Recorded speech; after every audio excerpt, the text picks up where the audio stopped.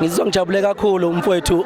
bangithande ngaze ngajuluka. Ngiyabona mfowethu kade usebenza. Ngithande ngaze ngajuluka ngijulukiswa nje uthando labantu baseMelmoth. Babukeli beMakhiwa TV njengoba wazi ukuthi iMakhiwa TV ihamba noma ngabe kuphi fini noma ngabe kuphi la kujabula khona abantu njengamanje ngiphethe inkosi kaMaskandi umthandeni Manqele uDuyaza abaningi ke bayamazi isimolomolo noma kanjani ngeParis ikhona idla abantu Mthonga asikubele phezulu kwamkelo Makhiwa TV. Siyabingelela kuMakhiwa TV Makhiwa TV siyabonga baba uCape Town siyabonga Cape Town umthandeni lo kaManqele uSibusiso lobingelelayo umshove enkani kwabanenkani indlaba ephika amambatha sebesula amadevana ngiyabingelela ngababukeli njani ngiyathobeka belungibani baningi abantu bakuthokozela mfethu bayakuthanda njalo njalo yonke indawo la uhamba khona njengamanje sila eMelmoth Sport Ground ukubizile noma njani ke ubaba uNtuli uthini umuzwa wakho mfethu abantu bekujabulela kangaka baseMelmoth King Cetshwayo. Ngizizwa ngijabule kakhulu mfowethu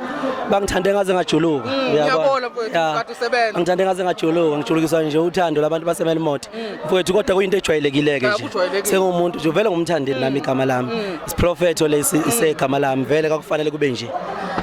Kunenkulumo kwayikhuluma sikwanongoma ethi wena uNkulunkulu usumthathile manje nanokuthi wena konke okwenzayo kwenza uNkulunkulu konke abantu lokho osuku kwenza wena bayakuthatha bakwenze ngendlela yabo mfowethu uthini umuzwa wakho mangaba abantu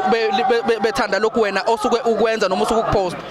mfowethu kufanele bakuthande mfowethu mina okwami ngenza ubize ngaze angalizele emhlabeni ukuthi ngijabulise abantu ngenze kahle ngihlonipha abantu ngiqhelelanise nezinto engibona ukuthi mhlambe imosha igama lami zihlukumeza nabantu abangithandayo mangenzela lokho ngicabanga ukuthi yobe ngisebenze kahle kakhulu noma ngafa umoya wami